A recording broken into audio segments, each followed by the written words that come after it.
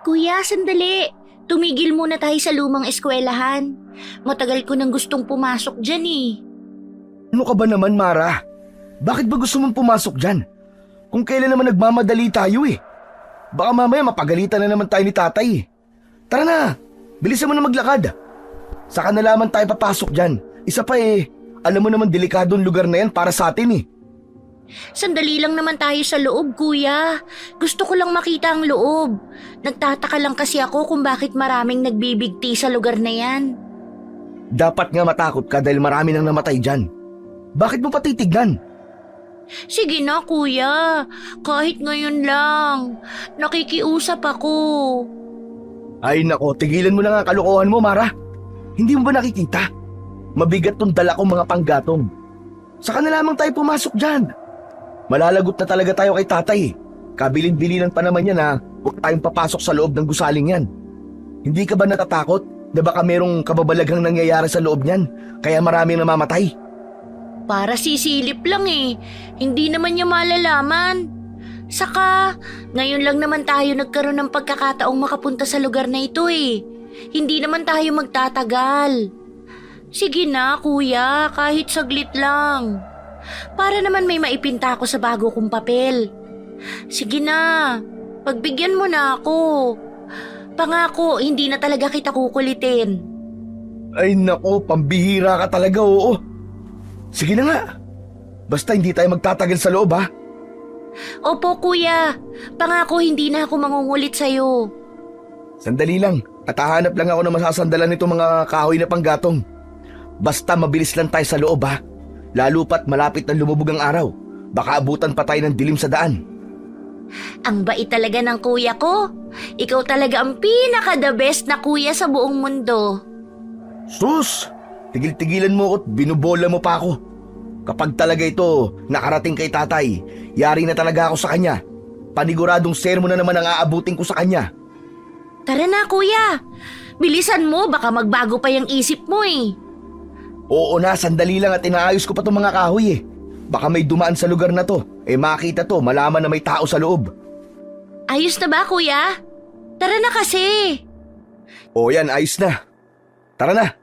Ang kulit mo talaga. Isang luma at abandonadong paaralan. Ang pinakasikat na gusali sa baryo ng Malipot. Hindi dahil maganda ang paaralan, kundi isa itong pinakanakakatakot na eskwelahan sa buong lugar. Isang taon na ang nakakalipas mula sa masaklap na pangyayaring naganap sa buhay ng isang estudyante. Isang misteryosong pagkamatay sa pamamagitan ng pagbigti ang madalas na laman ng balita sa buong baryo. Tuwing ika-2 linggo ay may kinukuhang buhay ang abandonadong paaralan. Kaya simula ng araw na may nakuhang dalagita sa loob ay ipinagbawal na ang paglapit sa gusali. Nagsimula ang lahat nang merong namatay na isang batang lalaki dahil binigyan ito ng mababang grado o marka ng gurong nagtuturo sa paaralang yon. Simula rin ng pagkamatay ng batang yon ay sunod-sunod na rin ang pagkamatay ng mga estudyante sa hindi malamang dahilan. Ang nakakakilabot pa, lahat sila ay dumaan sa matinding pagpapahirap bago brutal na pinaslang. Kuya, bakit po kaya maraming namamatay sa gusaling ito? Tingin ko naman maayos ang lugar na ito kumpara sa mga kumakalat na balita sa itsura nitong paaralan. Maliban sa mga nakakapit na damong ligaw sa pader, lumot at konting basura, wala nang ibang palatandaan na makikita sa loob na may banta ng panganib dito.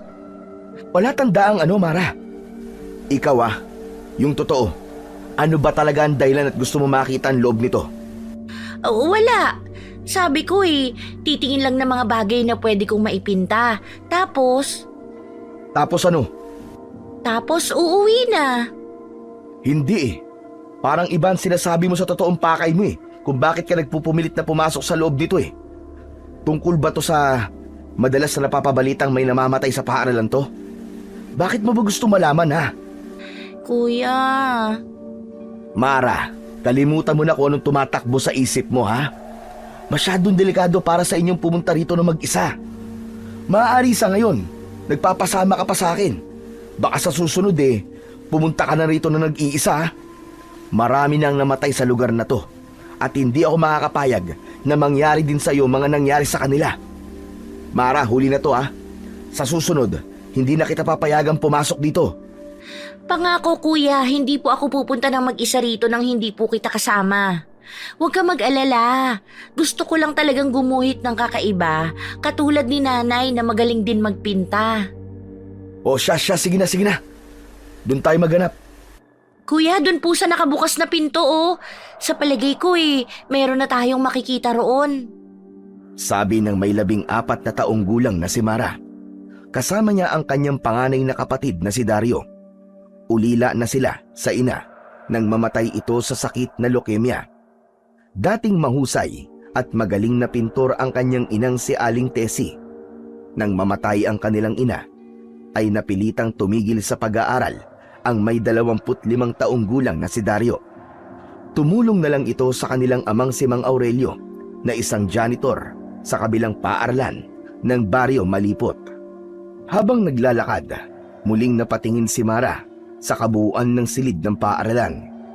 Ang estilo ng paaralan ay parang nung panahon pa ng Kastila. May 2 itong palapag at merong 2 silid.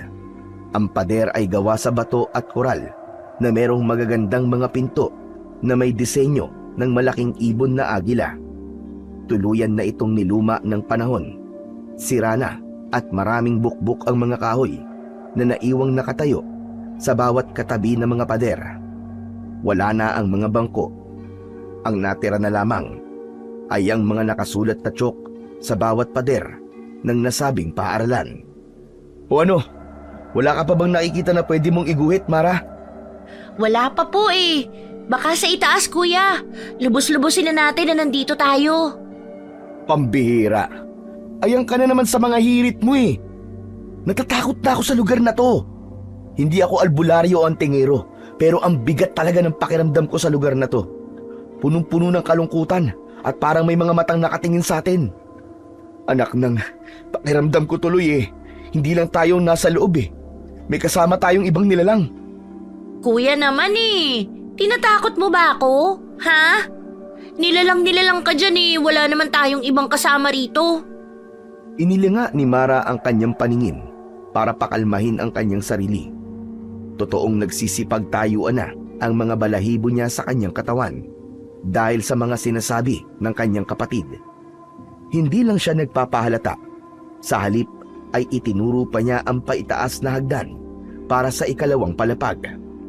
Pero mabilis na hinawakan ng kanyang kuya ang kanyang daliring nakaturo sa kabilang pintuan. Ano ka ba? Ibaba mo nga yung kamay mo. Turo ka ng turo Baka mamaya may maituro kang masamang nilalang sa lugar na to. Lagnatin ka pa mamaya. Kuya! Ipinagpatuloy na magkapatid ang pag-oobserba nila sa loob. Bawat hakbang ng kanilang mga paa ay lumilikhayo ng ingay na para bang nanggagaling sa ilalim ng lupa. Si Mara ang naunang umakyat sa hagdan. Kasunod si Dario na panay ang linga sa paligid. Hindi sinabi ni Mara sa kanyang kuya ang totoo niyang pakay sa loob ng eskwelahan. Gusto niyang makita ang loob ng paaralan dahil merong nakapagsabi sa kanya na meron daw nakukuhang larawan sa katabi ng bawat namamatay na biktima. Kung ano raw ang nakaguhit sa papel, ay yun din daw ang itsura kung paano itong pinatay. Kasama ang mahabang hibla ng buhok na natatagpuan pa daw sa palad ng biktima. Ang sabi pa ay kagagawan daw yun ng may sira ang ulo. Pero hindi siya naniniwala. Bakit kailangan pang mawala ang lamang loob ng biktima? Malakas ang kutob niyang kagagawan yun ng isang hindi pangkaraniwang aswang. Pagdating nila sa ikalawang palapag sa dulo ng hagdan, agad na napansin ni Mara ang lumang aparador sa tapat nila. Nagkalat ang mga gamit mula sa lumang bag na parang basta na lang itinapon doon. Pati ang mga lapis, krayola at kung ano-ano pang gamit sa pagpipinta. Luma na at bahagyang nakaawang ang pinto ng aparador. Nagkalat ang maraming papel na may nakakatakot na disenyo. Mabilis niyang nilapitan ang mga bagay na nagkalat sa sementadong sahig.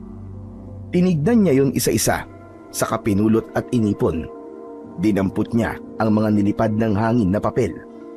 Sinadya niyang itaob ang paglalagay ng papel sa braso niya dahil hindi niya kayang titigan ang itsura nito. Tama ang sinabi ng kaibigan niya. Brutal ang larawang nakapinta sa papel. Mara, ano bang gagawin mo sa mga papel na yan? Huwag kang makialam sa mga gamit. Baka may nagmamay-ari niyan o di kaya may mahalagang impormasyon na kapaloob sa bawat papel na yan. Kuya, hindi mo ba nakikitang kakaiba ang mga nakaguhit sa papel? Mukha namang ibinasura na nila to. Oh. Dala ng pagtataka ay kinuha ni Dario ang natirang isang papel na may nakapintang isang dalaga. Putol ang kamay at tulad ng iba, nakasuot din ito ng damit pang eskwela. Nabitiwan niya yon at nag-aalalang napatingin kay Mara. Saka muling dinampot at mabilis na isinilid sa bulsa nito. Samantala, walang kaalam-alam ang magkapatid na mayroong isang nilalang na palihim na nagtatago sa likod ng lumang pinto. Matalim ang tingin habang nakakuyom ang mga kamay. Bakas sa malapaniki nitong muka ang matinding galit. Bago ito umalis at lumipad papalayo sa lugar na yon. Narinig ni Mara ang malakas na pagaspas ng pakpak na biglang lumipad sa himpapawid. Sa tingin niya ay isa yung malaking ibon, kaya napatingin siya sa labas ng bintana. Pero wala naman siyang nakitang kakaibang ibon na lumikha ng ingay na yon. Muli siyang napatingin sa gawin ng kanyang kapatid. Nagtataka si Mara sa itsura ni Dario dahil nakatulala itong namumutla ang labi at bakas sa muka ang matinding pag-aalala. Habang mahigpit nitong nakuyom ang sariling kamao, lumikot din ang mga mata nitong nagpapalinga-linga sa paligid na para bang may hinahanap. Kuya, bakit? Kuya! Hoy, kuya! Ha? Bakit, Mara? Kanina ka pa kasi hindi mapakali. Ano ulit yun? Ang sabi ko, bakit ka nakatulala dyan? Ano bang nakita mo sa papel at bigla ka nagkaganyan? Ha? Wala to. Tara na, umalis na tayo dito. Bilisan mo. Kuya! Tara na sabi, bilisan mo. Pero kuya, hindi pa ako tapos pulutin yung mga papel. Tara na, ang kulit mo naman, Mare. Itapon mo na nga yan at umalis na tayo dito. Bakit ka ba nagmamadali, kuya? Titingnan ko pa kasi itong mga larawang nakapinta rito eh. Tara na, kailangan na nating umuwi sa bahay. Huwag na maraming tanong, bilisan mo na. Sandali kuya, huwag mo kong hilahin. Nahulog tuloy yung ibang mga larawan. Ano ka ba naman? Pupulutin mo pa mga papel na yan na may larawan ng isang pugot na ulo. Hindi ka ba natatakot sa itsura niyan? Parang kamukha pa ni Kapitan eh. Kuya! Tara na, kundi iwan kita rito. Gigil at buong makapangyarihang utos sa kanya ni Dario.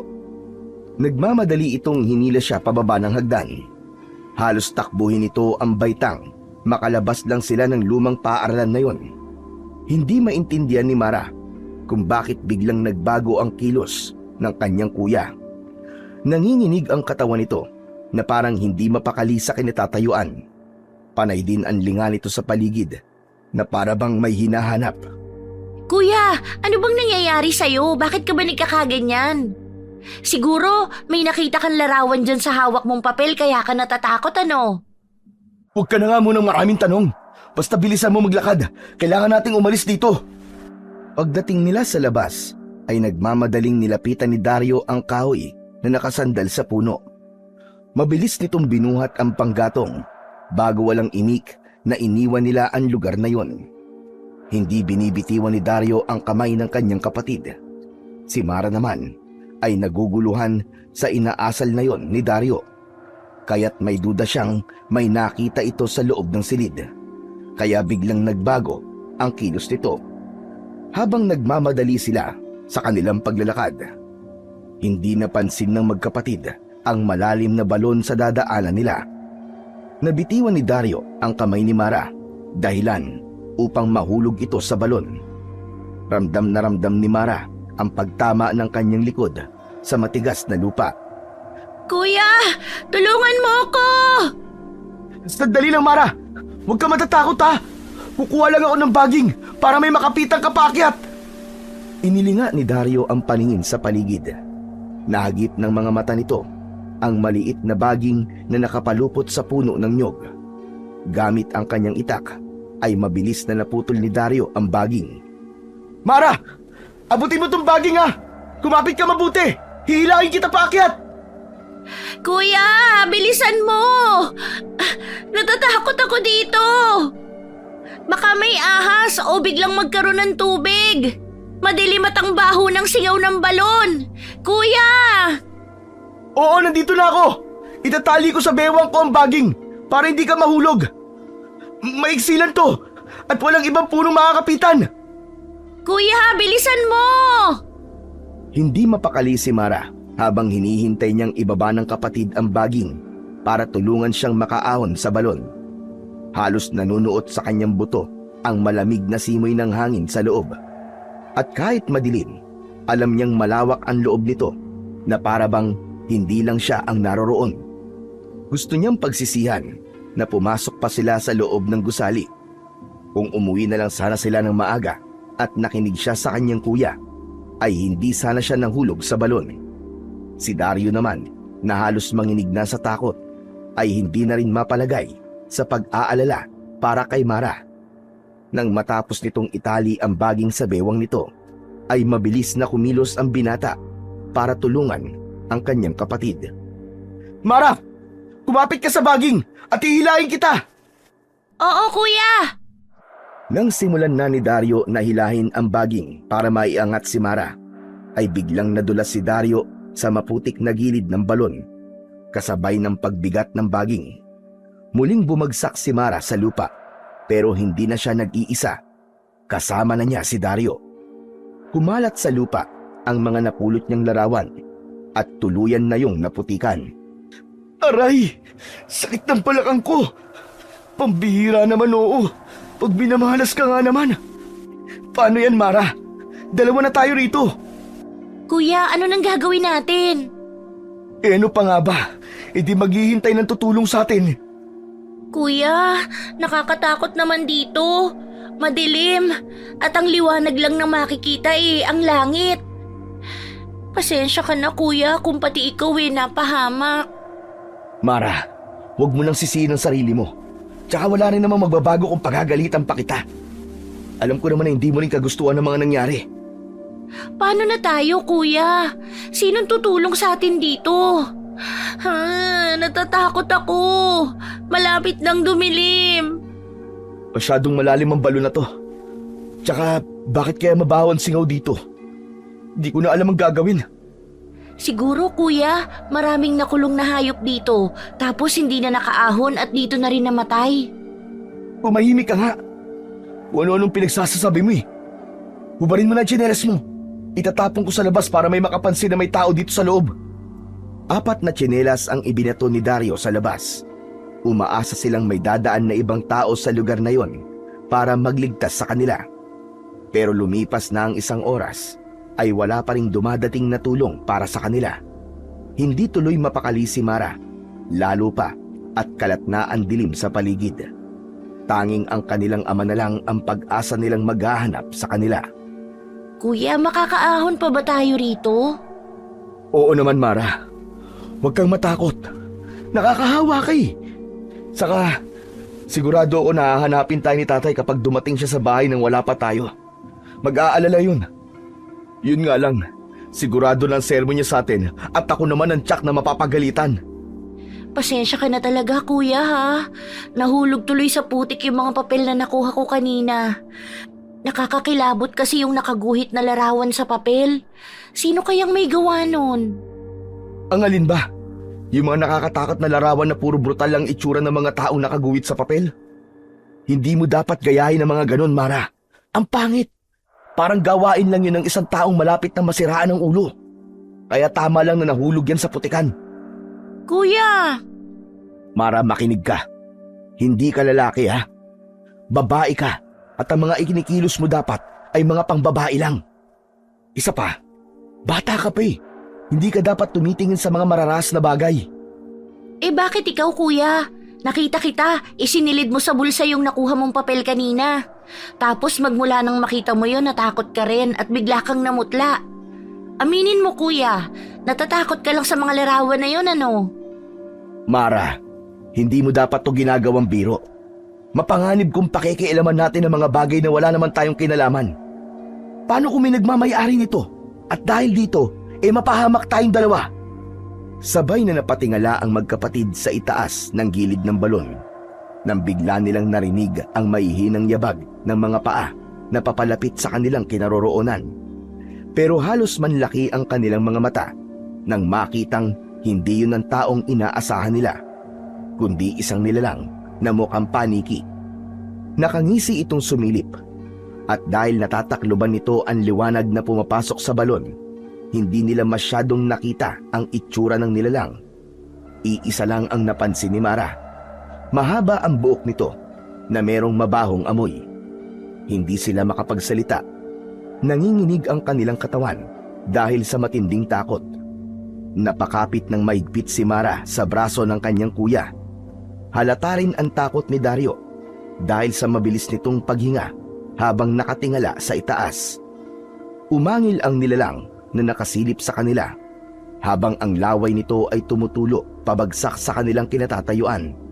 Mabaho yun na halos masuka sila sa singaw ng laway nito. Umalis sandali ang nilalang at pagbalik sa balon ay meron itong inihulog na bagay. Para bang hindi nito napapansin na nasa balon ang magkapatid. Anong klaseng nilalang yun, Mara? Kung titignan para siyang isang paniki. Kuya, sandali. Ano to? Malambot, madulas, at ang baho. Amoy malansa na Parang ano, Mara? Lumapat ang mga inihulog ng nilalang sa paanan ni Mara, kaya't yumuko siya para damputin ang bagay na yon. Nakita niya ang bahid ng mapulang kulay sa kanyang kamay. Nanlalaki ang kanyang mga mata nang makitang dugo yun. Sariwang dugo ng tao. Muntik sumigaw si Mara dahil sa sobrang takot. Pero naging maagap ang ginawang pagtaklob ni Dario ng palad sa nakabukang bibig ni Mara. Huwag kang maingay! Baka marinig niya tayo! Diyos ko, dugo yan Anak ng... Anong ginagawa ng hayop na yun? Saka lang inalis ni Dario ang palad sa bibig ng kanyang kapatid. Pinunasan nito ng damit ang namantsahang kamay ni Mara. Naluluwang napatingin siya sa kanyang kapatid habang takot na takot. Kuya, may bilog akong natutungtungan. Ako na titingin, Mara. Huwag kang malikot Yumuko sandali si Dario para damputin ang bagay na sinasabi ng kanyang kapatid. Pero pareho silang nagulantang ni Dario nang itaas nito ang bagay na yon at itinapat sa liwanag na nagmumula sa bilog na buwan. Umiiyak na napasigaw si Mara nang makita ang kabuang itsura ng bilog na natutungtungan niya. Nakaharap ang pugot na ulo sa kanyang muka, habang ang leeg nito ay merong pang nakalaylay na lamang loob. Tumutulo ang dugo, habang ang iba naman ay umagos sa braso ni Dario. Para itong binunot mula sa katawan ng may-ari ng ulo. Dilat ang mga mata na nakalawit ang dila. Ang masaklap pa ay kilala nila ang taong nagmamay-ari ng pugot na ulo. Nagtaasan ang balahibo sa katawan ni Dario dahil ang mukha ng lalaki ay una niya nang nakita sa nakapintang larawan sa papel na dinampot ni Mara. Kuya, si Kapitan yan Pinatay ng nilalang na yun ang punong barangay natin. Diyos ko, kuya! Si tatay! Nasa na kaya si tatay? Shh! Huminahon ka muna, Mara. Huwag ka matakot. Diyos ko, hindi tao. Hindi siya tao sa ginagawa niyang yun.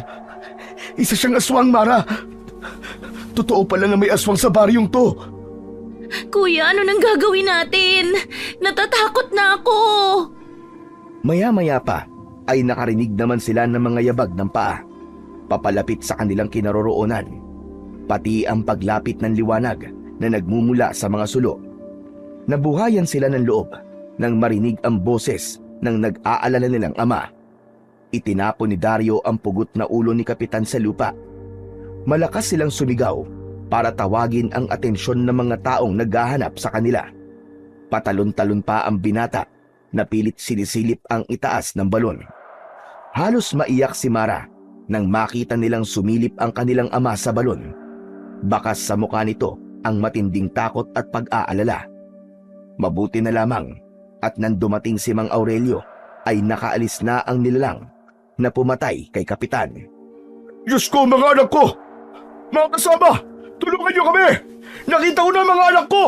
Nandito sila! Tay, tulungan niyo kami rito! Natatakot ako! Oo anak! Huwag ka matakot ha! Nandito na si tatay! Dario anak! Ayos lang ba kayo dyan? Opo tay! May kasama kami dito tay! Si Kapitan! Ano? Eh nasan siya? Tay! Patay na po siya! Pinatay po siya ng halimaw na naghulog dito sa kanya kanina! Diyos ko! Patay na si Kapitan? Opo tay! O sige! Sasabihin ko sa mga kasamahan namin! O ito! Kumapit kayo sa baging! Hihilahin ko kayo! Si Mara maunang umakyat ha! Para maalalayan mo kapatid mo, Dario! Opo, tay! Halos magmadali ang mga tanod na tulungan ang magkapatid para umahon sa balon. Nang tuluyan na silang makaahon, umiiyak na napayakap si Mara sa kanyang ama. At dala ng takot ay napahagulgol na lamang siya ng iyak. Nang makita niyang kasunod na hinihila ng mga tanod ang pugot na ulo ni Kapitan, ay mas lalong lumakas ang kanyang iyak. Hindi niya ito tinignan dahil sa brutal na sinapit ng matanda. Ilang minuto pa ang inilagi nila sa lugar na yon nang dumating naman ang pamilya ni Kapitan. Mabuti na lamang at nakita ng asawa nito kung anong klaseng nilalang ang pumatay sa asawa. Hindi sila ang mapagbibintangang pumatay sa punong barangay. Pagdating nila sa bahay, ay saka lamang sila nakarinig ng masasakit na salita mula sa kanilang amang si Mang Aurelio. Ni hindi pa sila nakakapagpalit ng damit, ay natanggap na nila kagad ang sermon nito. Alam ni Mara na kaya nagkakaganon ang kanyang ama ay dahil sa matindi nitong pag-aalala sa kanila kanina. Lalo pa at napansin niyang nangingilid ang mga luha nito sa mga mata. Pabalik-balik itong naglalakad sa harapan ni Mara at Dario habang nakaupo ang mga anak sa upuang gawa sa tabla ng kahoy na nara. O ano? Nakita niyo na? Muntik na kayo mapahamak ng dahil sa katigasan ng ulo niyo. Lalong-lalo ka na, Dario. Ikaw ang mas nakakatanda. Bakit kayo nakarating sa balon na yun? Tay, wala pong kasalanan si Kuya. Isa ka pa. Palagi mo nalang pinapasakit ang ulo ko, Mara.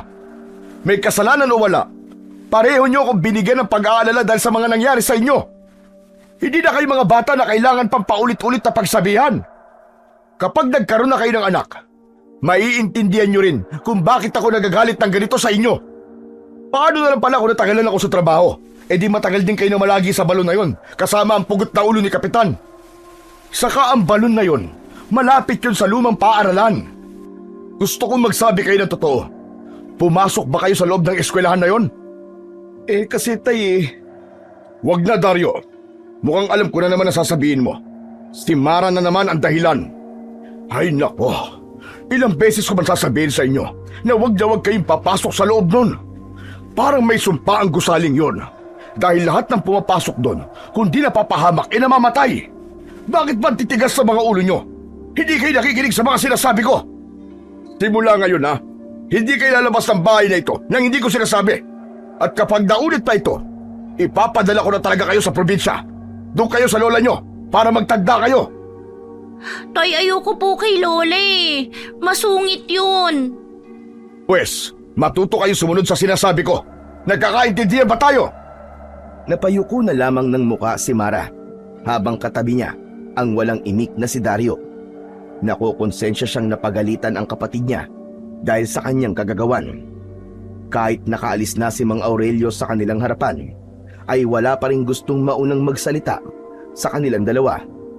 Ni ayaw nilang pag-usapan ang mga nangyari kanina. Narinig na lamang ni Mara ang sunod-sunod na pagbugtong hininga ni Dario sa tabi niya. Kaya't hindi na siya nakatiis. Kinausap na niya ito. Kuya, galit ka ba? Bakit naman ako magagalit? Kasi napagalitan ka na naman ni tatay eh. Sanay na ako dun. Saka tama lang naman ang mga sinabi ni tatay sa atin eh. Hindi lang talaga mawala sa isip ko ang ginawa ng halimaw na yung kanina. Nagtataka lang ako, kuya. Hindi niya tayo sinaktan. Tinapunan niya lang tayo ng pugot na ulo ni Kapitan. Ano kayang klaseng nilalang ang halimaw na yon, kuya? Alam mo, sa palagay ko, Mara, hindi niya lang tayo nakita sa loob ng balon. Kasi kung nakita niya tayo, maaaring napahamak na tayo, Mara. Mabuti na lang at dumating kagad ang mga tanod at si tatay para iligtas tayo. Kuya, hindi kaya ang mga naamoy nating mabaho sa balon na yon ay ang mga nabubulok na katawan ng tao? Posible nga yun. At dahil marami ang nawawalang estudyante sa baryong ito, Mara, natatakot ako para sa kaligtasan mo. Natitiyak kong hanggang hindi napapatay ang taong paniki na yon, marami pa ang buhay na mawawala sa lugar na to. Biruin mo, pati si Kapitan ay hindi niya pinalampas. Wala siyang kinatatakutan, Mara. Tama ka, kuya. Saka napansin ko kanina, parang mahaba ang buhok niya. Kasi nung sumilip siya sa balon, parang nakita kong lumaylay ang buhok niya sa mukha ko. Nakakatakot na may ganong nilalang sa baryo natin. Teka, saan kaya nagpunta si tatay? Sa palagay ko nagpapalipas ng sama ng loob sa ating dalawa yun. O di kaya ay nagpunta sa bahay ni Kapitan para alamin ang mga nangyari. Pero kuya, gabi na hindi ba? Dapat hindi na rin siya umaalis sa bahay. Eh anong balak mo na naman ha? Susunod ka sa kanya? Magpalit na nga lang tayo ng damit para na tayong nilunok ng saway dahil sa mga itsura natin. Naunang tumayo si Dario para magpalit ng damit sa kwarto nito. Sumunod na tumayo si Mara para isara ang pinto at mga bintana. Pagkatapos ay saka siya pumasok sa loob ng katabing silid ng kanyang kuya. Habang nagpapalit ng damit ay hindi mawala sa kanyang isip ang mga nangyari sa kanila sa balon. Pero hindi pa man siya natatapos sa ginagawa ay bigla siyang nakarinig ng malakas na tunog ng pagaspas ng pakpak sa impapawid. Humuhuni yon na parang isang uwak. Kasunod ang paggalaw ng kanilang dingding sa labas ng kusina. Kuya! Kuya! Mara, anong ingay yun? Sa labas, kuya! Parang may mga nilalang na gustong pumasok! Sa kwarto mo, may martilyo na nakasabit sa dingding. Kunin mo, bilisan mo! Meron din dito sa kwarto ko. Pupunta kagad ako dyan! Inilinga ni Mara ang kanyang paningin at nakita niya ang nakasabit na martilyo ng kanilang ama sa dingding na gawa sa sawali. Pati na ang walis tingting na madalas gamitin ni Mang Aurelio sa trabaho. Dalawa ang sandatang kinuha niya. Maya-maya pa ay narinig na niya ang mga yabag ng paa ni Dario papalapit sa kanyang kwarto. Pagbukas ay nakita niyang namumutla ito dahil sa takot. Marali ka! Kailangan na nating umalis dito. Napapalibutan na tayo ng mga aswang. Marami silang gustong pumasok sa bahay. Sinisira nila ang mga dingding. Aswang, kuya! Diyos ko, nasa na kaya si tatay? Nag-aalala na nga rin ako eh. Sana hindi siya umuwi kagad. Baka makita siya ng mga nilalang na nasa labas. Nasundan tayo ng mga kasamang aswang na nakita natin kanina. Halika na! Napahinto sa paghakbang si Mara nang marinig nila ang sunod-sunod na kaluskos sa likod ng kanilang bahay. Mas lalong nag-alala si Dario nang makita nitong unti-unti nang nasisira ang dingding sa labas ng sala. Kasunod ang huni ng isang malaking ibon. Lumilipad yon paikot sa impapawid. Patuloy na nakikiramdam sa paligid ang magkapatid habang hawak nila ang mga sandatang nakuha ni Mara sa kanyang kwarto. Pambihira! Bakit kaya tayo ginugulo ng mga nilalang na yan? Hindi ko alam, kuya. Wala naman tayong pinakialamang gamit sa paaralan na yun. Maliban na lamang sa mga larawang nakaguhit sa mga papel. Pero simpleng papel lang yun, wala namang halaga yun ah. At hindi rin naman maganda ang nakaguhit doon. Sa tingin ko hindi sila basta-bastang nilalang, Mara. Mahalaga sa kanila ang larawang nakuha natin at malalaman lang natin yon kapag umuwi tayo sa probinsya ni Lola Iska. Imposible ang gusto mong mangyari, kuya. Malayo ang probinsya ni Lola. Kaya bago tayo makahingi ng tulong sa kanya, baka nilapa na tayo ng mga aswang. Ang inaalala ko lang, kuya, ay si tatay.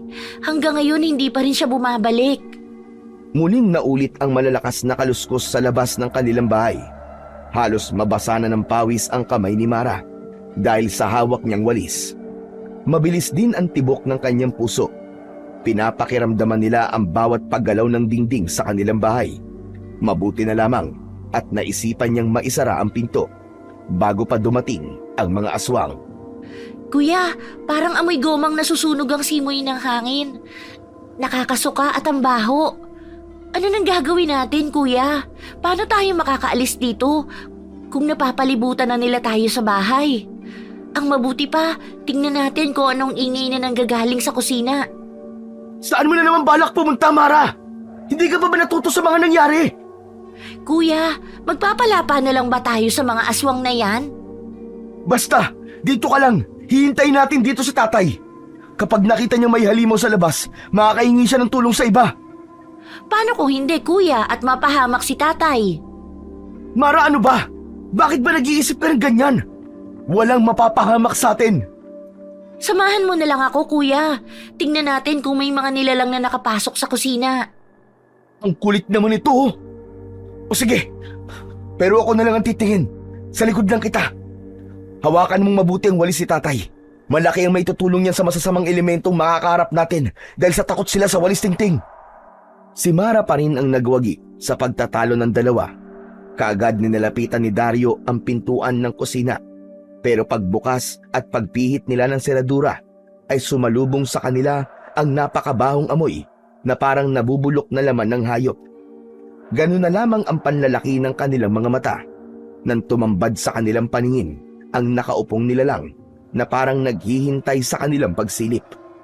Mukha itong paniki na nakalutang ang mga buhok sa hangin, pero may buhay ang mga ito na papalapit sa kanilang kinaroroonan.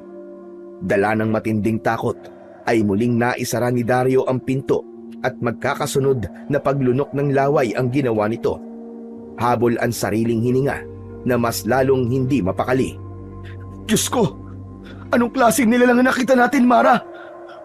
Kuya, ano nang gagawin natin? Nakapasok na sila sa kusina! Huwag ka munang maingay. Hindi ako nakakapag-isip eh. Kailangan natin makahanap ng pwede nating daanan para makatakas. Kuya, hindi sila tatalaban ng mga sandatang hawak natin. Walang itak na maaari nating gamitin laban sa kanila. Ang mahalaga, may armas tayo. Sabay-sabay silang nagpupumilit pumasok. Napaatras ang magkapatid habang matamang pinagmamasdan ang malapit ng masirang dingding. Nasira na ng mga aswang ang bintana. Kaya naman, hindi magtatagal ay mawawasak na rin ang pinto ng kanilang kusina. Halos mabingi sa sariling tibok ng puso si Mara nang dahil sa takot. Hindi niya akalaing mauuwi sa kaguluhan ang ginawa nilang pagpasok sa lumang paaralan. Nagulantang nalaman silang dalawa nang tumalsik sa kanilang paanan ang panara ng pinto at nakaawang na yun para pumasok ang nilalang na nasa labas ng kanilang bahay. Naririnig nila ang malakas na pag-angil nito na parang nauulol na aso. Kasunod, ang pagsuot ng kamay ng aswang sa siwang ng pinto na para bang pilit sila nitong inaabot. Kuya, nakapasok na sila! Mabilis na tumakbo si Mara papalapit sa pintuan para itulak ang pinto pasara. Pero saktong paglapit ni Mara sa pintuan, ang pagbukas at pagsugod naman sa kanya ng aswang. Lumikha ito ng tunog na tulad sa asong galit. Kinalampag nito ang dingding na pilit lumalabas sa isinasarado niyang pinto. Pero talagang malakas ang halimaw. Nagawa na nitong kagatin sa braso si Mara. Mas lalong nabaliw ito nang bumulwak ang dugo mula sa sugat ng dalaga. Kuya, tulungan mo ako! Gamitin mo ang martilyo!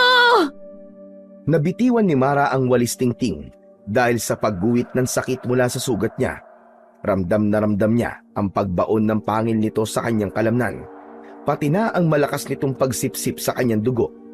Idagdag pa ang pagpulupot ng buhok ng aswang sa kanyang katawan, braso at sa binti. Kaya naman, kahit na anong pagpupumiglas ang gawin niya, ay hindi siya makagalaw. Mara, nariyan na ako! Halimaw ka! Bitiwan mo kapatid ko! Magkakasunod na pinaghahampas ni Dario ang ulo ng nakasubsob na halimaw sa braso ni Mara. Pero hindi ito bumibitaw. Kaya't dinampot ng binata ang walis sa sahig at ito na mismo ang ginamit nitong panghampas sa katawan ng aswang.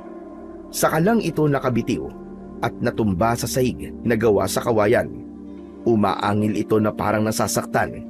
Maging ang walis tingting na ginagamit ni Dario sa katawan ng aswang ay nag-iwan din ng latay at malalim na sugat sa katawan ng halimaw. Napatingin pa si Dario sa hawak nitong walis dahil hindi ito makapaniwalang napatumba nito ang taong paniki. Tinungtungan ni Mara ang buhok ng halimaw dahil sa ginawa nito sa kanyang braso.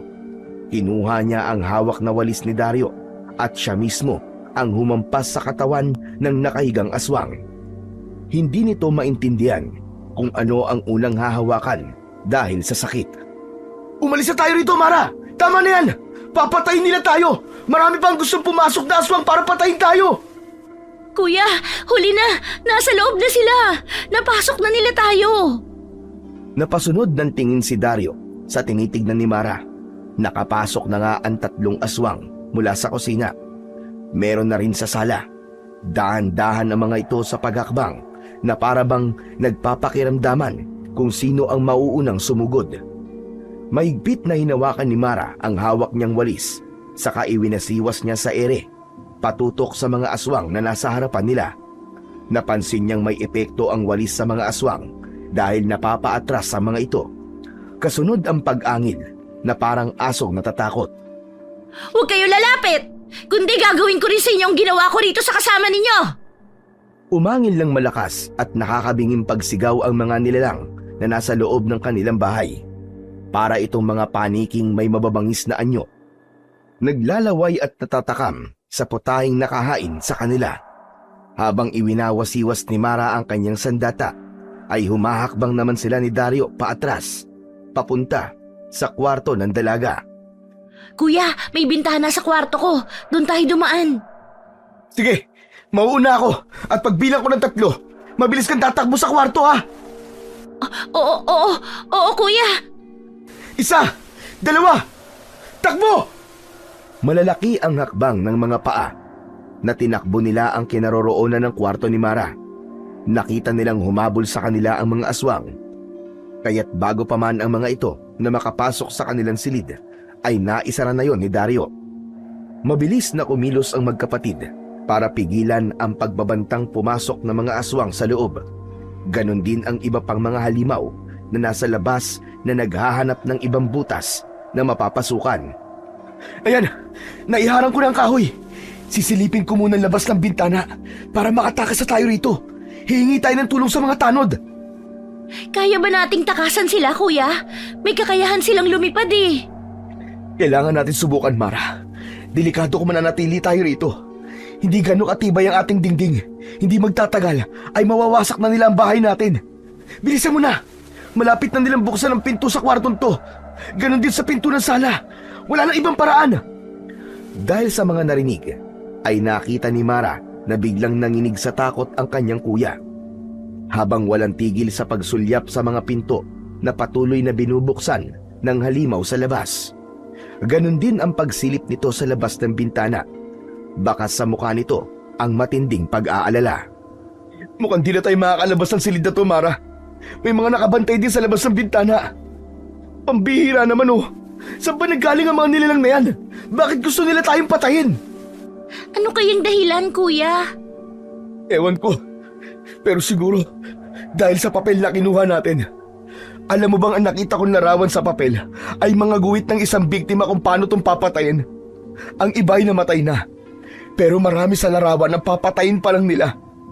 Katulad na lang ng nangyari kay Kapitan. Hindi mo ba natatandaan?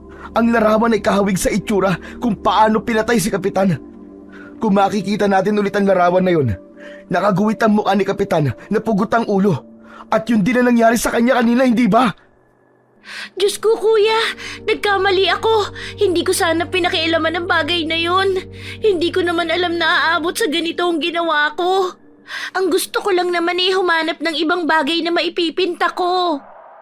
Alam kong balak mo talagang suriin ang lugar na yun, Mara. Maliban sa sinasabi mong pagpinta. Ngayon, alam mo na masamang makialam na gamit ng iba. Hindi ko alam kung paano sila mapipigilan. Pero isa lang ang sigurado ako ngayon. Takot sila sa walis tingting at yun lang ang natitira nating pag-asa para makatakas dito. Sabay-sabay na napako ang kanilang paningin sa pumasok na aswang sa kanilang silid. Nakangisi ito na parang nakakita ng mga pagkaing nakahain. Sumabay pa ang mga buhok nito na unti-unting lumapit sa kanilang kinaroroonan. Parang bumagal ang oras nang makita nila ng malapitan ang mga aswang.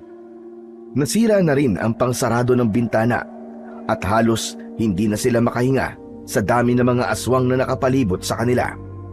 Maya-maya pa ay lumipad papasok sa silid nila ang isang nilalang. Dumaan ito sa kanilang bintana. Nakakasilaw ang mapupulan nitong mga mata. Nakangising nagpalitaw ng malalagari nitong mga ngipin. Mas lalo silang nagulat nang bigla itong nagsalita. Hindi niyo dapat pinakailaman ang mga bagay na kinuha niyo sa bahay ko. Kamatayan na sino mang kumuha sa mga larawan na yun. Kung sa bagay, nakita ko dahil naman ang sunod sa listahan ko. Sino ka? Bakit ka pumapatay at ginagaya ang mga itsura ng nakapinta sa papel? Kampun ka ng kadiliman at ang dapat sa'yo mamatay! Kayo dapat ang mamatay. Namatay ang aking anak. Kasalanan niyo ng guro nila. Wala kaming kinalaman sa pagkamatay ng anak mo. Pati si Kapitan idinamay ninyo. Malaki ang kasalanan niya. Naging bahagi siya ng pagdinig sa kaso ng anak ko. At ang lahat ng may kinalaman sa pagkamatay niya ay papatayin ko. Kasama na kayong dalawa. Wala kaming kasalanan sa pagkamatay ng anak mo. Hindi ka nga namin kilala eh. Kaya bakit kami kasama sa pesteng paghiganti mo? Pesteng paghiganti ang tawag mo sa amang nawalan ng anak. Ano kayang mararamdaman ng walang yan yung ama kung papatay ko na kayo? Katulad ng ginawa ko sa inyong ina. Pinatay mo si nanay? Kung ganon, hindi totoong namatay si nanay sa sakit. Magbabayad kang halimaw ka! Hindi na napigilan pa ni Mara ang kanyang sarili. Malakas niyang pinaghahampas ito ng walis tingting na kanina pa niyang hawak. Pero biglang lumutang sa hangin ang buhok nito at naipulupot na kagad yon sa braso niya. Pero dahil sa malakas na pagsuntok ni Dario sa katawan ng halimaw, ay natumba ito at nahulog sa bintana. Ang mga alagad nito ay pinaghahampas na rin ng dalaga ng walis tingting. Gustuhin man nilang tumakas, ay hindi sila makaalis dahil marami ang nakabantay sa bawat gilid ng kanilang bahay. Mamamatay na tayo rito, kuya! Ang halimaw na yon, pinatay niya ang ating ina! Nagsinungaling si tatay sa atin! Kuya! Kuya, magsalita ka! Halos hilahin ni Mara ang nakatulalang kapatid. Konting-konti na lang sana para pumasok na sa kabilang silid. Pero umatake na naman sa kanila ang mga aswang. Iwinasiwas ng dalaga ang walis tingting sa mga kalaban para mapigilan ng mga ito sa paglapit. Habang si Dario naman ay dinampot ang martilyo at pinagpapapalo nito ang ulo ng mga aswang. Lahat ng kanilang tamaan ay umaangin na parang mga asong nauulol. Sinigundahan naman ng palo ng walis tingting ni Mara ang mga nakahandusay na mga nilalang. Halos hindi siya makapaniwala nang unti-unting nasunog ang mga nasugatang aswang hanggang sa natira na lamang ay ang mga abo nito sa sahig na kawayan. Ano kayang meron sa walis na ito ni tatay, kuya? Bakit ganito na lang katindi ang epekto nito sa katawan ng mga aswang? Marami pala tayong hindi alam kay tatay. Biruin mo, akala ko walang silbi ang walis tingting na yan. Yung pala'y pwede natin magamit yan sa mga aswang. Tara na, lumabas na tayo rito. Parang hindi sila nababawasan Parami sila ng parami. Akma na sanang lalabas ang dalawa nang bumaba ang pinuno ng mga aswang. Lumipad ito at nagpaikot-ikot sa kanilang kinatatayuan. Halatang iniiwasan ito ang walis tingting na hawak ni Mara. Maya-maya pa ay bumaba ulit ito sa sahig at dahan-dahang humakbang papalapit sa kanilang kinaroroonan. Pagkaraan ng ilang saglit ay nakarinig sila ng malalakas na paglagabog ng mga katawan ng mga aswang sa dingding ng kanilang bahay. Nagkagulo sa labas na sinundan ng malalakas na sigaw ng boses ng isang matanda. Isang lengguwaheng nagbigay ng takot sa iba pang mga halimaw na nakipagpambuno sa taong may taglay na kakaibang lakas at liksi ng katawan. Bawat pagbagsak ng katawan ng mga aswang ay nagliliyab yun na parang sinusunog na papel. Napalingon sa likuran nito ang halimaw na nasa harapan ng magkapatid. At dahil sa malakas na puwersa ng matanda, walang nagawa ang halimaw kundi lumipad sa impapawid para tumakas. Dario! Mara! Nasaan kayo? Tay! Mara! Dumating si tatay! Mga apo! Nasaan kayo? Sumagot kayo! Hala! Parang boses ni Lola Iska yun ah! Nandito si Lola? Umuwi siya? Sa sobrang tuwa ni Mara sa pagdating ng kanyang ama at ni Lola Iska, napatakbo siya sa kinaroroonan ng mga ito. Nakita nila ang nagkalat na katawan ng mga aswang na unti-unti nang naaabo. Bakas sa mukha ng mga ito ang matinding pag-aalala, lalo na nang dumako ang mga paningin nito sa dumudugo niyang braso. May sugat ka, Mara. Nay, may sugat sa braso si Mara. Baka mahawa siya ng aswang. Kailangang malinisan kaagad ang sugat niya sa kamay. Muntik na po kami malapa ng mga halimaw na yun. Mabuti na lang po at nagamit po namin ang walis tingting nyo, tay. Lola, bakit po kayo naririto? Talagang pumunta ako rito. Ibinalita sa akin ni Aurelio ang nangyayari sa baryong ito. Nag-alala ko sa inyong dalawang magkapatid. Nang mabalitaan kong ginugulo kayo ng mga aswang na kubot, bigla akong natakot. Tay! Lola! Totoo po bang pinatay ng aswang si nanay? Hindi siya totoong namatay sa sakit na leukemia? Bakit kayo nagsinungaling sa akin, tay? Sa tingin ko ay hindi natin yan dapat pinag-uusapan dito. Kailangan na muna nating umalis sa lugar na ito. Kailangan ninyo sumama sa akin. Kaya nyo naman po silang labanan eh, hindi ba Mara? Pakiramdam ni Mara ay sinadya ng mga ito na ilihis ang usapan tungkol sa nangyari sa kanyang ina. Pero bigla niyang naalala ang malakas na orasyong binigkas ni Lola Iska. Kaya't pansamantala ay nakalimutan niya ang mga gustong itanong para sa kanyang ama. Anong klaseng lingwahe po ang inuusal ni Lola, tay? Sa tingin ko, ay pagbibigay dagdag lakas sa epekto na tatama sa katawan ng aswang. Gamit ang 3 pirasong walis tingting, pati na ang suot niyang mutya ng nyog. Orasyon po? Bago kayo, ako muna ang nakaalam na isang antingeran lola nyo. At ang walis tingting na palagi kong dinadala ay isang malakas na sandata laban sa mga aswang. Ako sana magmamana ng mutya pero dahil maaga ako nag-asawa, kinilimutan ko ang mutya at sumama ako sa nanay nyo. Patawarin nyo ako magkapatid kung nagsinungaling ako tungkol sa nangyari sa inyong ina.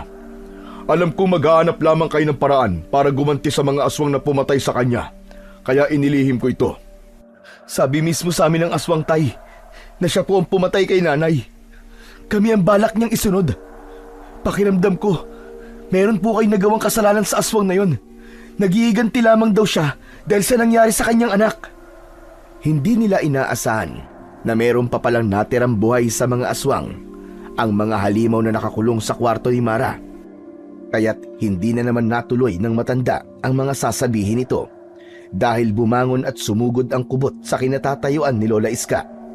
Hindi naman nakaporma ang mga kalaban nito. Para na lamang silang nanonood ng pelikula habang pinag-aaralan ni Mara kung paanong makipaglaban ang matanda. Habang nagpapalitan ng pagtatanong ang mag-aama, ay abala naman sa pakikipaglaban si Lola Iska. Hindi kinaya ng mga aswang ang kakayahan ng matanda.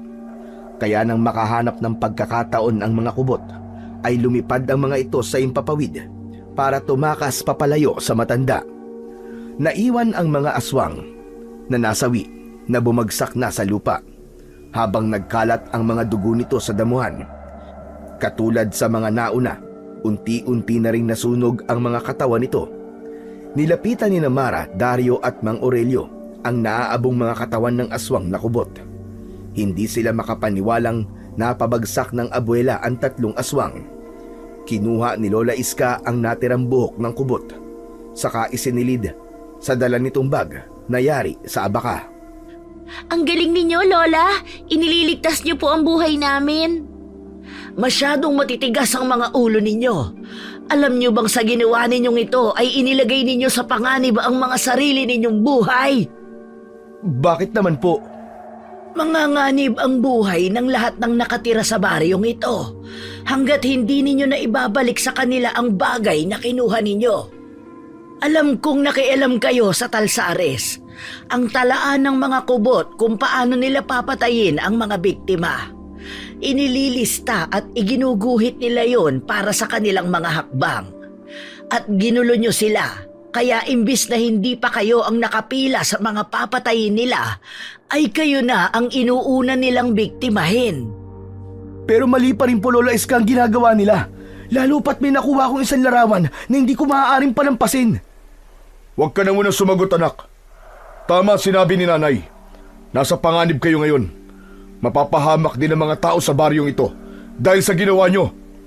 Pero tay... Wala nang pero-pero. Kailangan na nating umalis dito bago pa sila bumalik. Sa gubat po ba uli, Lola? Dati na po nabanggit ni tatay ang tungkol sa dati niyong tirahan sa kuweba. Oo, Dario. Tara na po, Nay. Kailangan na po nating lisanin ang lugar na ito. Mabuti na lamang po at hindi tayo nahuli ng dating. Kahit tutol ang loob ni Mara, ay napasunod na lamang siya sa mga ito. Wala siyang imik na pinagmamasdan ang walis tingting na hawak niya. Ilang minuto ang lumipas bago nila narating ang lumang yungib. Ginagapangan na ito ng mga damong ligaw. Inalis ng matanda ang nakaharang na nabubulok na kahoy sa mismong pintuan nito. Pagkatapos ay nauna na itong pumasok sa loob ng kuweba. Naririto na tayo. Hindi na nila tayo masusundan dito. Kahit matunto nila tayo sa kuwebang ito ay hindi rin sila makakapasok dahil sa mga pangontrang nakatayo sa paligid ng yungib. Pambihira, Lola. Bahay pa po ba to? Dinaig pa natin ang tirahan ni Tarzan sa dami ng mga walis tingting na nakapalibot sa loob ng kuweba. Tumahimik ka na nga. Akala mo ba biro lang ang lahat ng ito? Nagsisimula ng sumiklab ang laban. Ewan ko na lang kung makuha mo pang tumawa kapag nakita mo na ang aktwal na dami ng mga kubot. Nakita na po namin, tay. At talagang kulang na lamang ay maihipo ko sa short dahil sa sobrang takot. Teka, Mara. Kanina ka pang walang imik, ha? Masakit na kasi ang sugat ko eh. Pakiramdam ko, para akong lalagnatin. Konting tiis lang, anak. Naghahanap pa si nanay ng igagamot sa'yo. Tsaka nga pala, Mara, huwag mong gagayahin ang kuya mo, ha? Masyadong nagmamalaki sa atin ngayon na parang walang nangyari. Ganyan naman po si Kuya Dario eh, pero natatakot na po yan. Isa ka pa, Mara. Alam kong ikaw na naman ang nagsimula nito, ano? Lola naman eh. Nakita mo na, nasugatan ka tuloy sa braso. Ikaw lang naman ang makulit sa inyong dalawang magkapatid eh. Hindi po kami aabot sa ganito kung sinabi po ninyo ang totoo sa amin. Tungkol sa pagkamatay ng aming ina at ang tungkol sa mga aswang na yon. Dahil nasisigurado kong hindi ka rin matatahimik, gagawa ka ng mga bagay na maaari mong ikapahamak. Halina kayo sa loob. Sa dulo ng kuwebang ito, marami tayong mga pag-uusapan. Humakbang si Mara para sana sumunod sa tatlo nang makaramdam siya ng pagkahilo. Pinilit na pinaglalabanan ni Mara ang nararamdaman niyang sakit, pero hindi niya mapigilan ang abnormal na pagtirik ng kanyang mga mata, pati ang pagtulo ng malapot niyang laway sa kanyang bibig. Mas lalong nataranta sina Dario at Mang Aurelio nang bigla siyang natumba sa sahig ng kuweba habang nagkikikisay ang katawan na para bang nalalason. Sinuri muna ni Lola Iska ang sugat sa braso ng dalaga bago ito napatingin sa nag-aalalang muka ni Mang Aurelio. Nay, ano po nangyayari sa kanya? Bakit po nagkakaganyan ang anak ko? Kumakalat na ang laso ng laway ng aswang sa dugo niya. Kailangang magamot natin siya kaagad. Dario, ikuha mo ako ng maraming walis tingting. Saka mo sunugin at ipunin ang mga abo. Yun ang ilalagay ko sa sugat niya. Ikaw naman, Aurelio, hawakan mo ang ulo niya at baka mapahampas siya sa matitigas na bagay. Hindi niya kakayanin ang sakit dahil sa abnormal na paggalaw ng kanyang katawan. Kahit malalakas ang boses ni Namang Aurelio, Dario at Lola Iska, ay hindi na magawang makapagsalita ni Mara. Naninigas na rin ang kanyang panga. Ang ungol na lamang ang nagagawa niya para humingi ng tulong sa kanyang ama at lola. Habang ang palad naman ni Mang Aurelio ay nararamdaman niyang nasa likod niya at nakaalalay sa kanya. Kahit nakapikit ang mga mata, ay alam niyang malalaki ang hakbang ng mga paa ni Dario habang tumatakbo. Dinig na dinig niya ang malalakas na yabag ng paa ng binata sa sahig ng kuweba para lang kumuha ng maraming tingting. Lumipas ang ilang minuto, nakaramdam naman si Mara ng pagbaliktad ng kanyang sikmura. Hindi niya napigilan ang kanyang sarili na mapasuka habang nakahiga sa magaspang na sahig ng kuweba. Lakasan mo lang ang loob mo, anak. Mara! Mara, magsalita ka! Ano nangyayari sa'yo? Mara! Diyos ko, tay! Anong gagawin natin kay Mara? Lola! Gamutin niyo po si Mara! Ito na po ang mga naipong kong abo sa tingting. Tama lang na mailabas niya ang lahat ng laman ng kanyang sikmura para mapigilan ang pagkalat ng lason sa katawan niya. Panandalian lang ang pagkikisay ng kanyang katawan kapag nalagyan ko na ng gamot ang sugat niya. Mara, anak, sumagot ka. Anong nararamdaman mo? Imulat mo ang mga mata mo pakiusap. Gumising ka, Mara. Mara, gumising ka. Lakasan mo ang loob mo. Nandito lang kami ng kapatid mo at lola mo. Tanging ungol lamang ang naitugon ni Mara sa tawag na yon ng kanyang ama. Gustuhin man niyang sumagot kay Mang Aurelio, walang boses na lumalabas sa kanyang lalamunan. Kahit na anong gawin niya, ay hindi niya maibuka ang kanyang bibig. Kahit ang paggalaw ng kanyang kamay. Pumatak ang masaganang luha sa kanyang mga mata habang pinipilit na labanan ang matinding pananakit ng kanyang sugat. Dinaig pa niya ang nalalason ng makamandag na hayop sa gubat. Kasabay ang matinding pananakit ng kanyang sugat sa braso na parang may mga gumagalaw na insekto sa loob. Saka lang din naintindihan ni Mara na ang kanyang nararamdaman ay galing sa lason ng kagat ng aswang. Sobra siyang nagpapasalamat dahil lumuwas ang kanyang Lola Iska. Dahil kung hindi, maaaring yun na ang kanyang magiging katapusan. Wala po bang maayos na higaan dito, Lola? Baka po malamigan sa saigan likod ni Mare. Sige, ilipat mo siya sa lumang katre na gawa sa tabla ng kahoy. Ikaw na lamang, Aurelio, ang umalalay sa ulo ng anak mo nang hindi mapabangga sa matigas na bagay. Naramdaman ni Mara ang pag-angat ng kanyang katawan sa mabuhangin na sahig ng kuweba. Malalaki ang mga hakbang ng mga paa ng kanyang kapatid na inilipat siya sa katre. Halata ang panginginig ng mga kamay nito at pag-aalala para sa kanya. Ilang saglit pa ay naramdaman niya ang paglapat ng abo sa kanyang sugat. Mainit-init yun na parang nakatulong sa pagbabalik sa kanyang maayos na pakiramdam. Biglang nawala rin ang pananakit ng kanyang sugat. Tay, mukhang kilala ko na po kung sino ang aswang. Anong ibig mo sabihin? Sa palagay ko po ay dahil dito. Kahit nakapikit si Mara, ay alam niyang isang papel ang ipinakita na yon ng kanyang kapatid sa kanyang ama. Si Lola Iska, na bagamat pagod na rin, ay naramdaman niyang napatayo ito ng tuwid. Alam naman niyang larawan lang yon ng isang brutal na pagpaslang. Para bang nakikita niya ang reaksyon ng mukha ng kanyang ama at Lola Iska habang nagkukunwari siyang natutulog.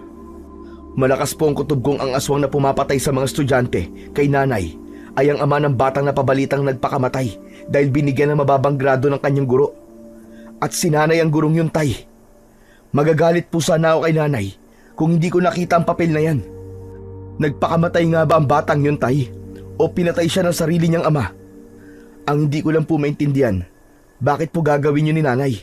Bakit niya binigyan ng mababang grado ang batang binubugbog ng kanyang ama? Dapat hindi siya sumunod sa bata. Ang nanay niyo lamang makakasagot sa bagay na yan, anak.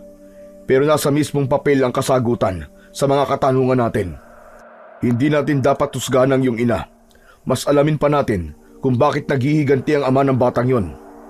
1 taon pa lang ang nakalilipas, pero marami na ang buhay na kinuha ng hayop na kubot na yan.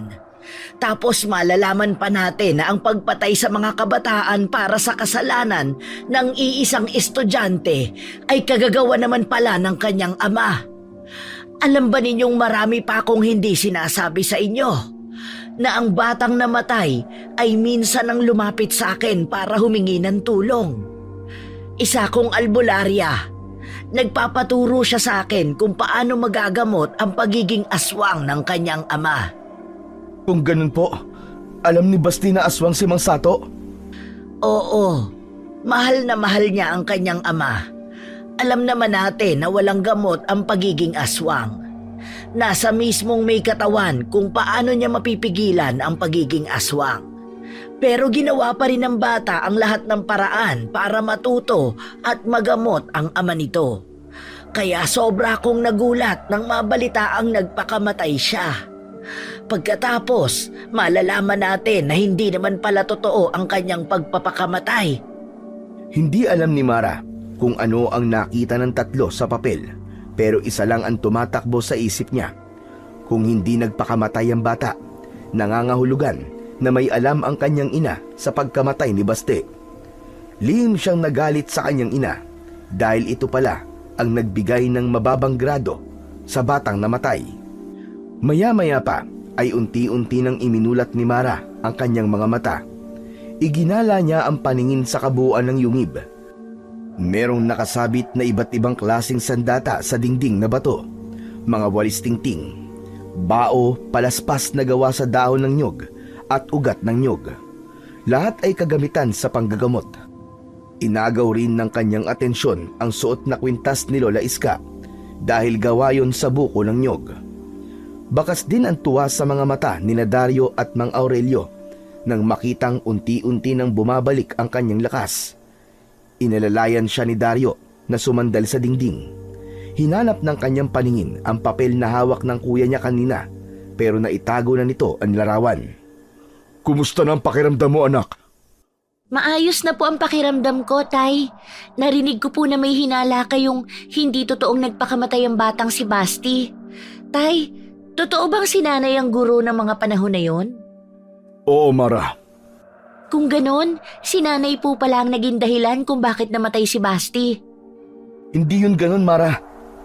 Eh ano, kuya? Ano ang dahilan bakit ginawa yun ni Nanay? Mara, apo, makinig ka. Walang kasalanan ng iyong ina. Ginawa niya yon para makatulong pero hindi niya kagustuhang mamatay ang bata. Wala siyang kasalanan. Kaya po ba, Tay, sinabi ninyong namatay sa sakit si Nanay? Natatandaan ko po na ng mga panahon na yon ay sa bahay kami ni Lola nakatira. Kaya hindi namin nakita kung ano ang naging itsura ni Nanay bago siya namatay. Maganda at planado ninyo ang lahat para maitago sa amin ang katotohanan.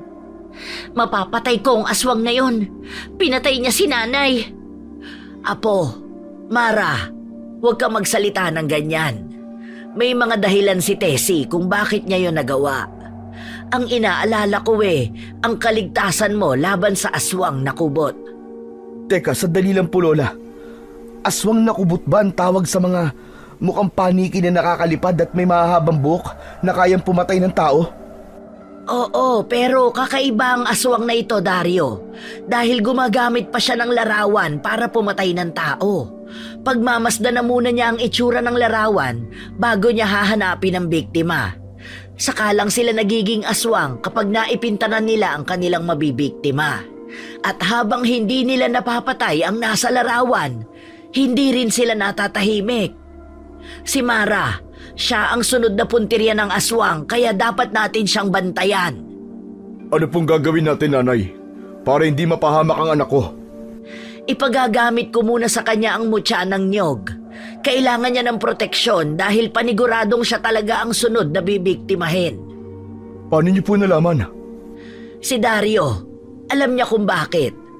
Pero sa ngayon, kailangan nating makaisip ng paraan kung paano natin mahuhuli ang aswang na kubot na yon.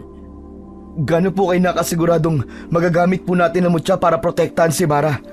Ano po ang kakayahan ng mutya, Lola, laban sa aswang na kubot? Ang sino mang may suot ng mutya ng nyog ay hindi tatabla ng kagat ng aswang. Lalo na kapag naisuot ang kwintas na ito sa aswang nakubot, masusunog siya na parang papel. Kung ganun, Lola, pati yung mutya ng nyug masusunog. Oo, kaya nga sisiguraduhin nating maisusuot ito ng pinuno ng mga aswang. Dahil kung hindi maghihintay na naman ako ng 3 buwan para muling makahanap ng mutya ng nyog. Bakit po ako, Lola, ang dapat na magsuot ng mutya? Dahil ikaw ang totoong puntirya ng halimaw na yon. Habang abala ang 4 sa pag-uusap, ay abala na rin ang mga aswang sa paghihintay na lumabas sa pintuan ng yungib ang mga taong nagtatago sa kuweba. Kaya nang magpaliwanag si Lola Iska, ay bigla silang nakarinig ng malalakas na pagaspas ng pakpak sa labas ng kanilang kinaroroonan. Nagkatinginan sina Lola Iska at Mara nang mahawakan na niya ang mutya. Nag-iinit yun na ayon sa matanda ay isang palatandaan na may aswang sa paligid.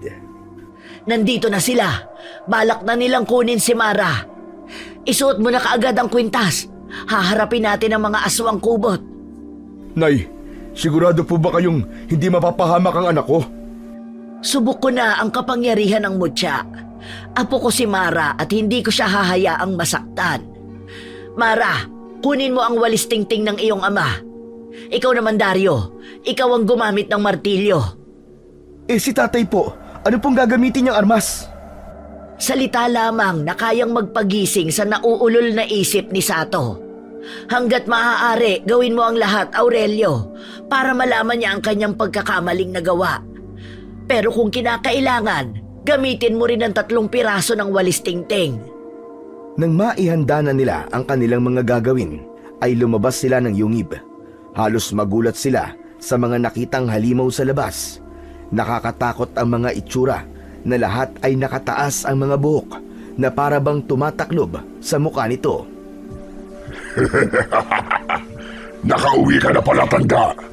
Mabuti naman at nang matapos na ang naudlot nating pag-aharap. Akala mo ba, hindi ka makakaranas ng ganti ko sa ginawa ng madugang mo sa akin? Huwag kang gumawa ng dahilan para pumatay ka.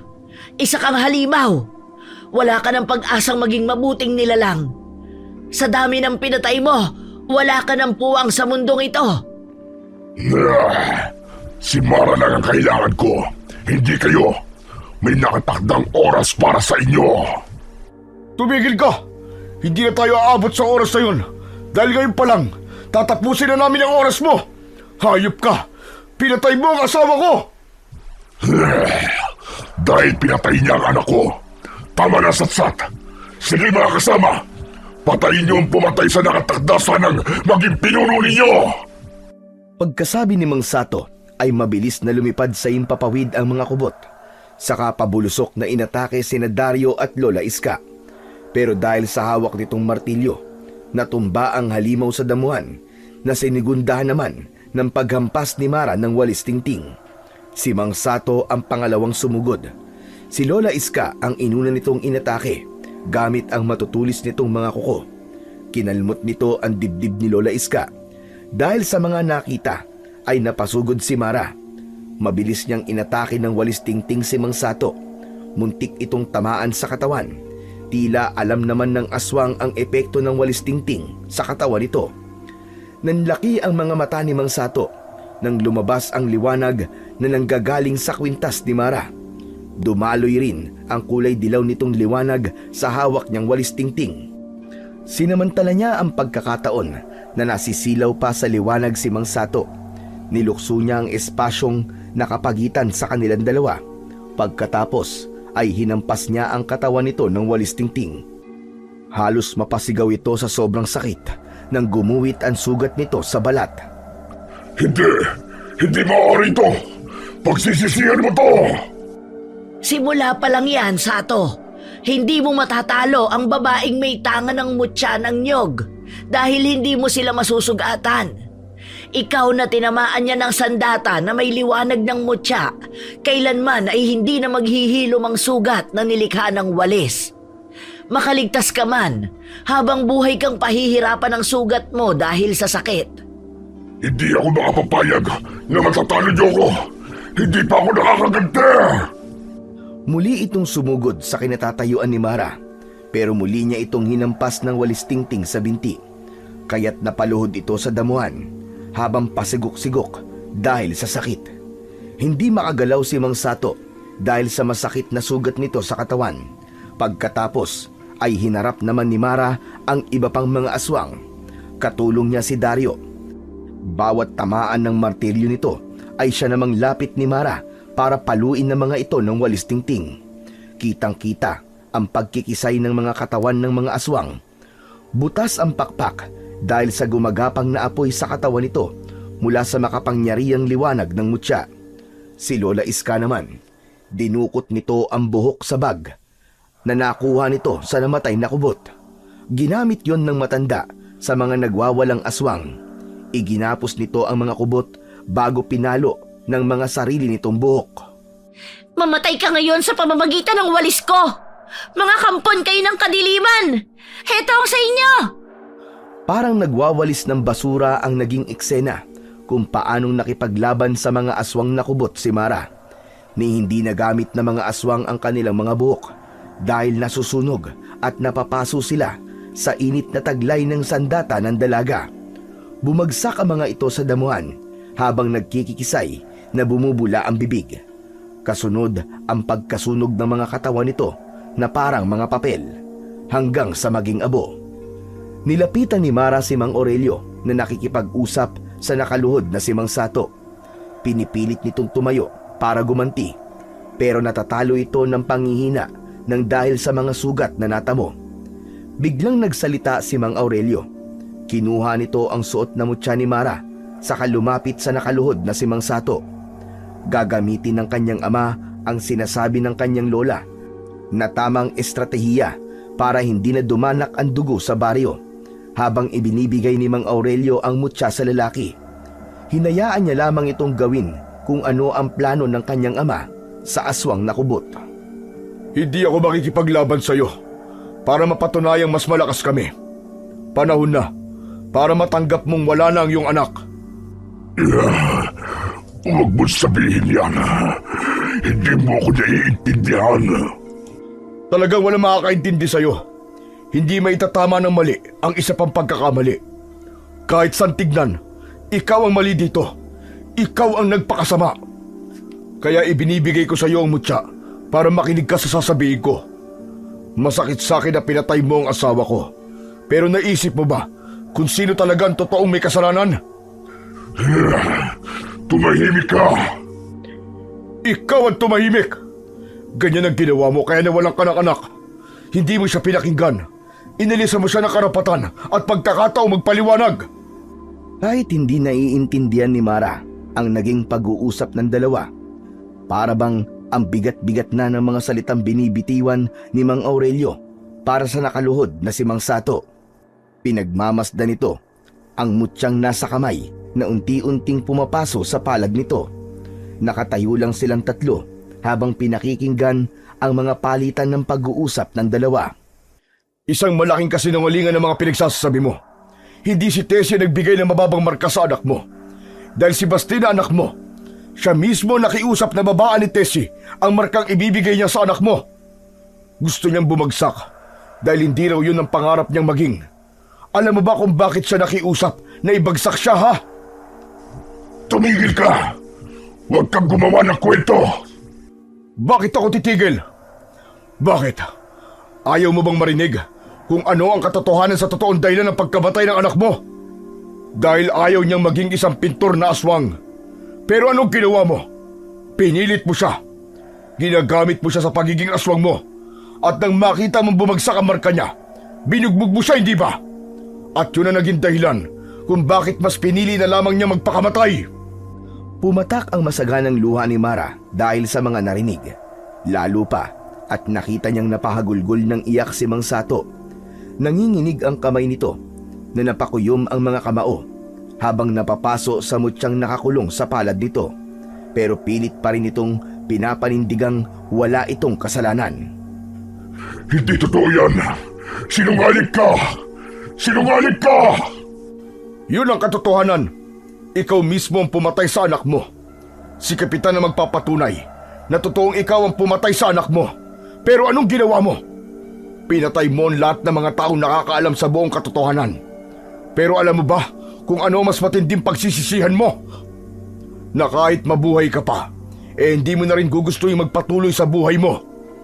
Dahil ang asawa ko, na babaeng pinatay mo, ay nalaman kong kapatid mo pala sa ama. Kung sa bagay, sarili mong ang anak ay pinatay mo, kapatid mo pa kaya? Hindi totoo yan. Niloloko mo lang ako. Sinasabi mo lang yan para masaktan ako. Wala akong kapatid na masama. Pinatay niya ang anak ko. Hindi ka ba nagtataka? Magaling din siyang gumuhit katulad mo. Alam ni Tessie na kapatid mo siya. Alam mo bang isang aswang nakubot ang asawa ko? Pero mas pinili na lang niya maging mabuting nilalang. Hindi siya katulad mo. Masaktan? Wala ka nun. Kasi manhid ka. Isa kang halimaw na walang karapatang mabuhay. Bago namatay ang anak mo, nakuha ni Dario ang isang liham para sa'yo. Isang mensahe ng paghingi niya ng tawad sa nagawa niya. Sarili niyang desisyon ng paghingi ng maliit niyang marka. Pangarap niyang maging isang mahusay na albularyo. Gusto kanyang gamutin sa pagiging aswang mo. Sayang nga lang at maaga mong winakasan ang buhay niya. Ama rin ako, Sato. Pero hindi ko didiktahan ang kagustuhan ng aking anak para sa sarili niya. Tama na! Tama na! Hindi totoo yan! Ayoko nang marinig ang mga sasabihin mo! Tama na! Tinakluban ni Mang Sato ng palad ang sarili nitong tenga para hindi na marinig ang mga sasabihin ni Mang Aurelio. Ang dalawang batang ito ay mga pamangkin mo. Ganyan ka na ba talaga kasama para patayin sila? Alam ng anak mo na ikaw ay isang aswang, kaya't umisip siya ng paraan kung paano kanya matutulungan. Ikaw na nga magpasya kung paano mong pagbabayaran ang lahat ng kasamang ginawa mo sa baryong ito, lalong-lalo na sa anak mo. Hawak mo na ang mutya ng nyug. Kung totoong isa kang ama, gagawin mong nararapat para makabawi ka sa kanya. Tila nawala ang lahat ng galit sa dibdib ni Mara nang makita ang mga mata ni Mang Sato. Bakas sa mukha ng lalaki ang matinding pagsisisi at pagdadalamhati sa nagawa nitong kasalanan sa kapatid at sa kanyang anak, na walang ibang hinangad kundi ang mapabuti ito. Pinagmasdan ni Sato ang muka na nasa kamay at napahagulgul ng iyak habang nakaluhod sa damuhan. Nagkalat ang mga katawan ng halimaw sa labas ng yungib. Maging sa damuhan, iginala nito ang paningin sa kamuling na paluha. Lumapit si Dario kay Mang Sato at ipinabasa nito ang liham ng anak para dito. Pagkatapos nitong mapasadahan ng basa ang mensaheng nakapaloob sa sulat, napahalik sa lupa si Mang Sato at malakas na napasigaw ng paghingi ng tawad para sa kanyang anak. Nagpalit na rin ito ng anyo bilang isang tao. Diyos ko, ano tong nagawa ko? Patawarin mo ko, anak. Hindi ko alam. At sama-sama kong ama. Wala akong kasing sama. Patawarin mo ko, anak. Hinayaan nila itong magdalamhati sa sulat na nabasa. Sinimulan na nilang talikuran ito at iniwanang mag-isa. Bago tuluyang umalis ay nilingon muna ni Mara ang nakaluhod pa rin na si Mang Sato. Pero inakbayan siya ni Mang Aurelio. Huwag mo na siyang tignan, anak. Tay! Yan ang hiwaga ng buhay, Apo. Kung minsan mahirap talagang kalaban ang ating konsensya. Dahil sa mga narinig sa matanda, masaganang luha ang umagos sa pisngi ni Mara. Hindi niya alam kung bakit bigla siyang nakaramdam ng awa para kay Mang Sato. Kita niya rin yon sa mga mata ng kanyang mga kasama at tahimik na lumuluha para sa aswang na kubot.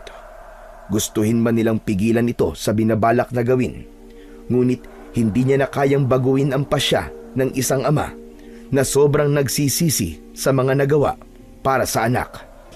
Kahit isang kasalanan ang pagpapakamatay, kailangan itong gawin yon para sa kaligtasan ng mas nakararami. Laban sa pagiging halimaw nito, hindi maitatanggi na kahit aswang ito, ang puso ng pagiging ama nito ang talagang maghahari para itama ang nagawang pagkakamali. Gustuin ko man siyang pigilan, Mara. Pero alam kong yun na lamang ang naiisip niyang paraan para matigil na ang kanyang pagpatay. Ang kanyang pagpapakamatay sa pamamagitan ng mutya ang nag-iisang paraan para wakasan na ang kaguluhang ito. Huwag mo siyang tignan, anak. Aalis tayo rito nang may magaang pakiramdam. Wala tayong kasalanan. Walang kasalanan si Tessie. Tumulong lang siya. Ang lupit po ng mundo kay Mang Sato, Tay, at sa anak niya.